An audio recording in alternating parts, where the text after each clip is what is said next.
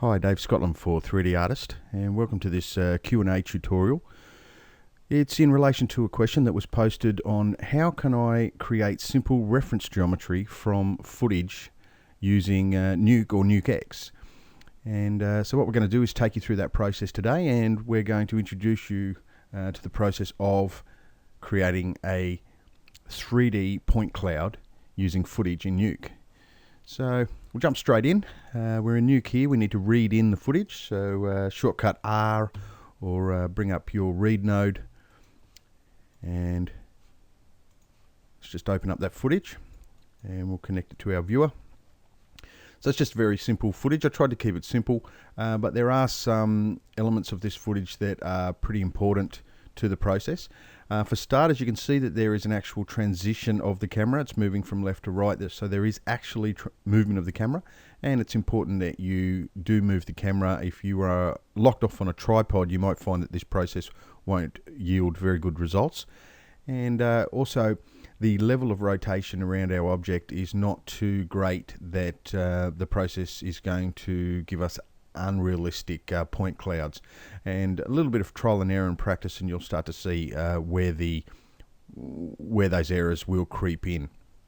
So it's a pretty simple scene. I've got lots of nice contrast on the ground and on the object itself, and that's going to help the process as well. Now we'll start off. Whenever I'm doing this process, or in fact whenever I'm doing any camera tracking related process, I always try to process my footage or pre-process my footage to make sure that I'm getting the most detail out of the footage itself.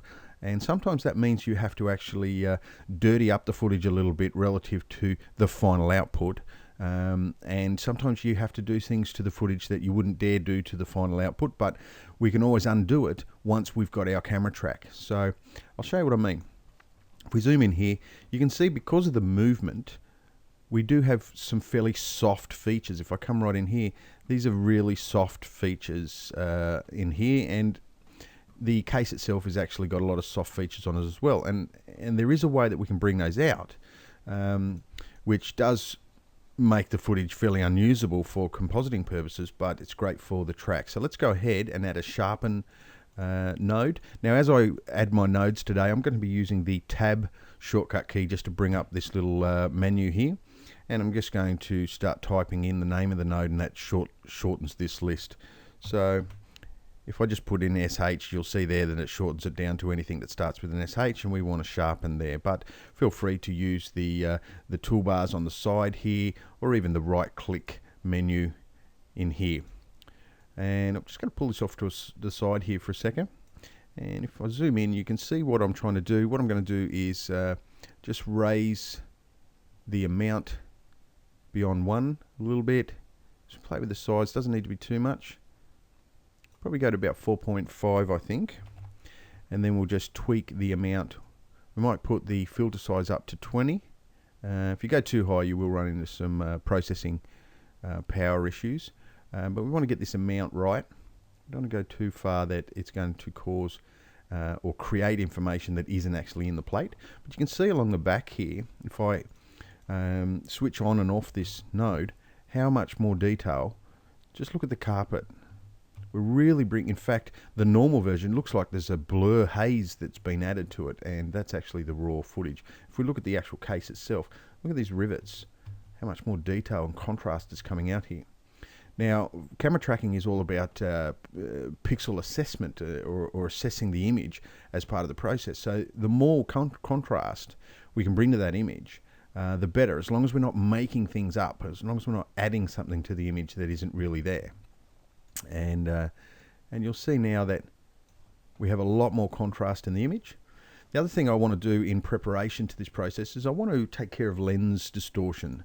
So I'm just going to add a lens distortion node, and if I zoom in here, you'll see that I've just got my lens distortion node here, and I'm not aware of the lens settings for this camera. I do know the camera that was used, and that's going to help us in the tracking process, but I'm not sure of the lens. So what I'm going to do is do an image analysis. So just in the image analysis panel here, I'm just going to analyze sequence. That's going to go through and actually analyze the sequence and try to assess the lens distortion for the image. Now, what my method is here is I'm going to remove the lens distortion at the start of the process, or at the top of the tree, and then later on, once the process is finished, and I'm not going to go into adding too much to the scene. I'm just going to show you this point cloud procedure. But once I've finished all my work, and what I can do is then add the lens distortion back in based on these same numbers to return it to its original, and that will actually add lens distortion to all of our CG elements as well. So it's just about finished doing its analysis. Now you will notice in my interface here, it's fairly standard. It's a fairly standard interface. The only main difference you'll recognize here is that up here, I've got 2 in here. By default, that will be set to 10. I like to restrict my nodes to 2, and I can always break them off and add more if I need to. Otherwise, I get a little bit lost in the process. So what I'm going to do with this, if we have a look at this now, we now have all of these, this information is populated, and if we look at our image, I'll just come in here slightly, I'll untick this invert distortion, and that will put it back to its normal distortion. This is it, not non-distorted, and this is undistorted. So what it's done is it's stretched the image back out and taken into account the lens distortion. Now, this is actually quite important for this point cloud process, because if we don't do this, what we're going to be left with is not very flat surfaces. Now, this is a floor, and you would suggest that it is a very flat surface, but without doing this process, this actually turns out to be almost like a sort of a shallow bowl effect, because what you're going to get is actually a lens distortion out on the edges through the process. So I won't show you both alternatives, but I will show you I'll show you how flat the surface is when we work through this process. Now, next node is our camera tracker. We want to track the footage prior to doing our point cloud creation, and we want to really get the best out of this tracker as well.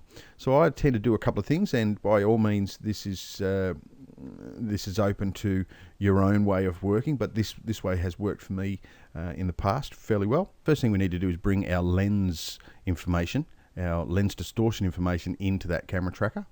So I like to use the Control-Shift buttons and then click and drag this into the relative boxes that match in the lens tab. But first we need to just change this to known lens, and then we click and drag using the Control-Shift. Once we've populated this, we will have the same amount of lens distortion being catered for in the tracking process. Now, what we don't need to do is leave this footage undistorted, because then you're getting 2 levels of distortion in the camera tracker. It's doing one level, and then we've got the distortion doing another. So rather than untick it, what I like to do is just switch it off as part of the process, and that way the camera tracker is not going to take that into consideration. So that's it for the lens section. As far as the camera is concerned, I use a series of presets that I've downloaded from the Nuke community, and you could certainly hunt those down through Nukepedia. It just means that up here I can click on my presets button here, and then I know this camera or this shot was shot with a Canon DSLR, and it was actually a 600D on video setting. And what that does is just populates the information relative to that camera. It's a very handy process, otherwise you have to either remember all these settings or you have to go hunting for them. Those presets are fantastic. I use them all the time. And the next one along, tracking, just switch on preview features. I like to really up this number for this point cloud generation process. So I'm just going to crank that up to, let's crank it up to 8, let's make it an even 1000. It will take slightly longer to process, but it's well worth it. It really does take a lot more detail into account. And that's pretty much it for that one. We'll move over to, actually we'll just drop back to Solver for a sec and switch this to high. And now we can go ahead and track the features. So it's going to track the features, and once that's done, we'll come back and do the next step. Okay, that's finished tracking the features, and as you can see, we've still got a lot of features there, which is good for this process. A little bit of overkill for doing a standard 3D track, but for point cloud generation, I found that the more points there are, the better. So let's go ahead and solve the camera. This shouldn't take too long, and then we'll jump into the Refine tab and just see the error level that we get with the solve. If we jump into the Refine tab, we got 0.83, which is pretty good straight off the bat. And I can tell you right now that without that sharpen node, that figure there would be closer to 2, or even higher than 2 actually. That sharpen node, I really want you to experiment with and without that. And it doesn't really matter that you're using Nuke or not. That process, if you're 3D tracking, has a massive bearing on the actual track that you'll get out of it. So it's a very good, valuable tip. What I'm going to do is try to reduce this number a little bit more by increasing the maximum length, just until I'm happy with the amount of features that are starting to disappear here. I don't want to go too silly with it. Still want a good value, but I'm not too concerned with features disappearing along the edges here, because notoriously they will dance along the edge, and also big flat areas that don't have much detail. And I want to bring my maximum track error down, just until we got a happy medium between the amount of features that are disappearing and the figures. So now that I've done that, I'm going to delete the rejected and delete the unsolved, and just do a quick recalculate solve. And as you can see by the number, even before the recalculate, we're looking at 0.72 down to 0.71, and that's a pretty good solve. And I think with a bit of tweaking, considering how many points are still available, you could probably get that down even further. And if you tweak the sharpen node and retrack, you could probably even get that further still. So we're looking pretty good there. The next thing we need to do is to create our scene. So I'm going to go ahead and hit the create scene button, and then what you'll see down here in the node graph, we'll just go for a bit of real estate here. In the node graph, you'll see now we have our read node going through to the sharpen. We've got our lens distortion, which is switched off, and then we start to get into our 3D scene. So I'm just going to separate these a little bit, pull them away. I'll just pull them over to the side here, and holding control, I can put a bit of an elbow here just to keep things tidy. It's very important that you keep your node graph tidy, and I'll just leave the viewer over here. Now at the moment I'm still looking at my camera tracker, but you'll see here that as a result of clicking create scene, that we have a camera, we have a scene, and we have a camera track point cloud, which is, we can't really see at the moment, but if I go into a 3D view and slide out, you can see that we have a camera track point cloud. And now that camera track point cloud is not to be confused with the point cloud that we're here to create, which is a totally different process, although heavily related. Now what I want to do before I do the camera track, I might just click on scene so we can see all of the detail there. Before I create our geometry point cloud, I want to really straighten my scene up and get it oriented correctly. You can see here that as a result of a standard camera track, it tends to put the camera on the horizontal facing one direction, and then it makes our scene slightly askew. And what we want to do is try to get that as oriented as close to what the camera actually looks like in reality as possible.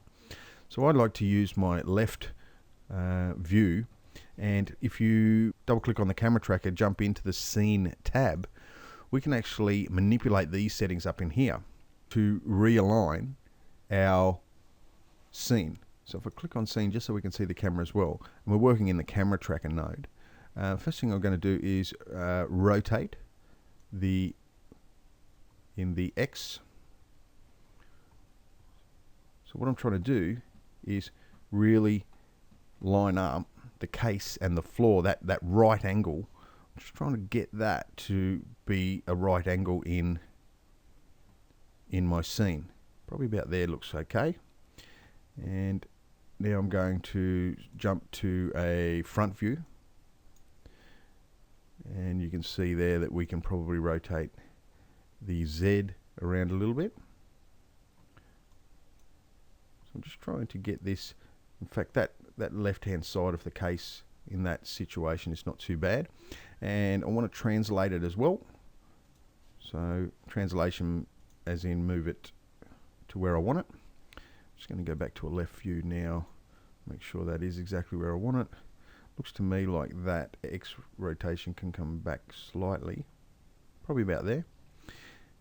And you can see there that that problem that I was talking about, where we get a slight curve on the floor, that just means that there's a very good chance that that lens distortion isn't exactly as good as it could be, but it's still going to give us what we need relative to the task at hand, so that's not too bad.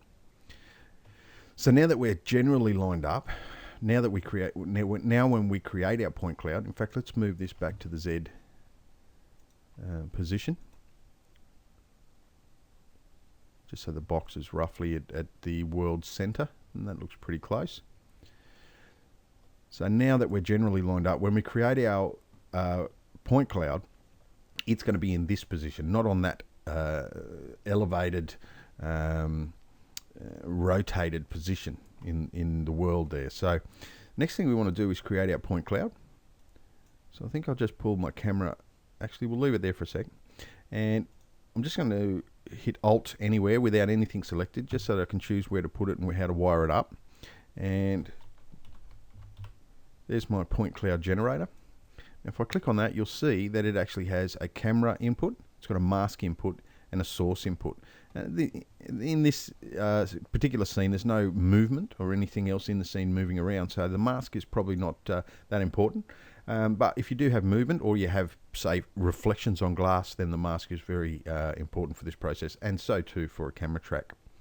So the source, I'm just going to move this over to this side. I'm going to plug the source into the original source footage, and I'm also going to plug the camera into my camera that was part of the track. So I might just pull this in here and grab my viewer, and just, the problem with the point cloud generator is there's not much to view. If I just pipe into that, it's really just going to be a 3D view, and it's not going to show me too much at all. Now what I'm going to do is double click on that point cloud generator, and these are the settings here. Now the first thing you'll need to do is analyze the footage. So I'm just going to grab this scene here and hide it, and just so that we've got a nice clean 3D space to look at. All those objects are still there, I've just hidden them from the viewport, and I'm going to analyze the sequence. So now that it's analysed the footage, let's go ahead and track the points, and we can go through. I like to untick this just in case there is an error, I want to know about it. And it's going to go through now. Now this process does take a little bit of time, so I'll pause the video and we'll come back. Okay, and as you'll see that after the process has completed, that we now have a point cloud in the scene, and I'm just going to hide the camera tracker point cloud just by switching that off for now, so that you do definitely see that that's what we're looking at, which is our three-dimensional point cloud.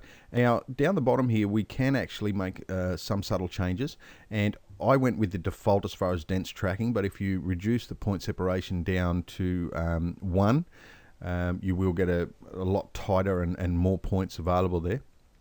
But if I pull down this point size, you can actually see the points that are being used in the cloud, and you can see that there is a massive amount of points there relative to what was being used in the camera tracker. So there's a lot more detail available there, and it's pretty accurate stuff. You will see that there's issues with it. Take for instance this section here of green dots. If I rotate around, there's clearly no green dots that are floating in space behind the box there. And what you can do is actually go through and clean these dots up by making this selectable, and then turning if you come up into this section up here and click and go vertex selection, you can actually select certain points and get rid of them. What we're going to do here though is, I'm just going to rotate this around a little bit, is generate a Poisson mesh. And to do that, I'm just going to come out of this, back to node select. I'm basically just going to select the node and then bring up Poisson mesh, and what it is it will create a mesh. Now by default it always comes up with a sort of a funny bowl shaped version of the mesh, and what we can do with that is just reduce the scale If I pull that into probably about 0.7, it should get rid of a lot of these extraneous points outside here.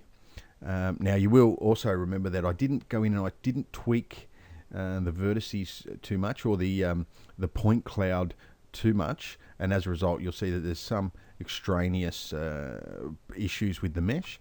Now you can see here that there's a little bit of an issue with the back of the box, but clearly I get a left hand side of the box, I get a front of the box, right hand side of the box, top. The floor itself is not too bad. It's in fact pretty good. I'm getting a little bit of bend on the floor, and that's from lens distortion, which we probably could have avoided if I had have left lens distortion off on the camera tracker but left it on here in the scene, because I have actually done this before using this footage, and got a very flat floor, and so that could be the only difference really.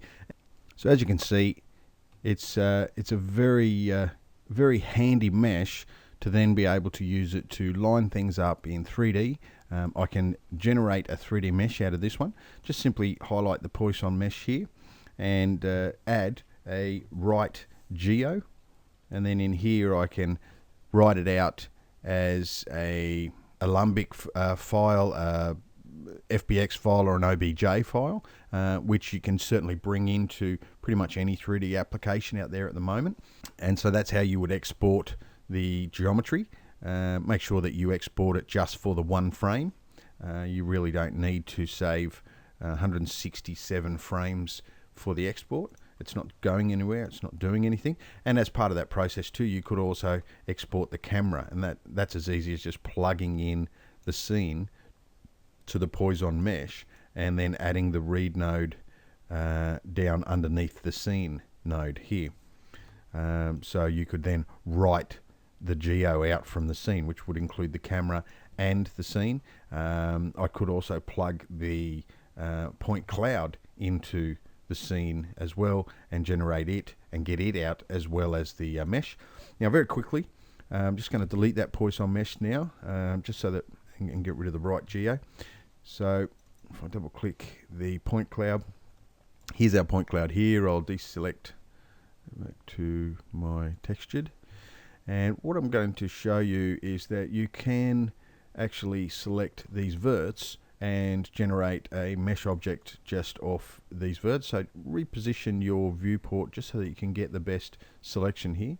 Go up to your vertex selection and just select the box area, and then just arc around and try to really fine tune that selection. So obviously you don't, let's undo that for a sec. Let's try that again. So that's probably a pretty good angle. So I'm just selecting these here, and I really want to try to get all of the verts that are important. Now to add, just hold down shift and you can keep adding. Now to subtract, you go shift alt, and that way you can deselect some of these, and then you're using your standard rotation and move tools for the viewport. So I'm just trying to really tidy up exactly what I want, and what I don't want is this stream of stray verts behind it. So I can just come into a top view here and then just hold shift and alt and get rid of those there. So it's starting to look pretty close. It's probably okay to just for the purpose of the exercise. So with those selected, what I'm going to do is go to groups, which is in the second tab here. I'm going to create a group, and what it's done is it's created a group out of that selection. I'm just going to rename it, let's call it box, and with that box selected here, I'm going to bake selected group to mesh, and we'll let that process. It shouldn't take too long, and you'll see here in my node graph that I've actually got a new, well, there it is. There's my new object. It's a baked mesh box, and if I plug it into my scene, and I'll just hide my point cloud generator here at the moment. Let's just display groups as overlay, and double click here, you'll see that I actually have a mesh object in the scene that's completely independent of that point cloud. And if I put I could probably just put a checkerboard on there just to see what it looks like, and go to a wireframe just so that we can see what's happening. And if I put a scanline render here, whoop, just under the scene, and I'll plug that into my camera, and then we want a merge node under it, and I want the A pipe into my scanline render and the B into my original shot. And if we have a look at that, so as you can see, we have a box object, albeit fairly primitive, but it is perfectly lined up, and I'll play this through. It is perfectly lined up in 3D space, and you'll see that it's rock solid to the actual box. Now, in reality, this is not how I would create a box based on footage. Because it's a box, I would use the create or the model builder process in Nuke, which is something I can go through at a later stage in another tutorial. But for this method is absolutely perfect for any sort of organic shapes, like hills, grass, rock formations, valleys. Excellent for map painting and those sorts of tasks. And I think you can see that there's a lot of power involved here without me going into too much more detail. The sky is really the limit, and as I said before, I can certainly take this baked mesh here and just stick in a right geo node underneath it, and then write that out to an OBJ or an FBX or an Alembic file, and bring that into 3D Studio Max, and then create geometry using it as a reference. So in answer to the original question, I think we've summed it up, that how can I create simple reference geometry from footage using Nuke. I think we've shown that process, and we've also given you some other tips along the way. So hope you've enjoyed the process. Until next time, bye for now.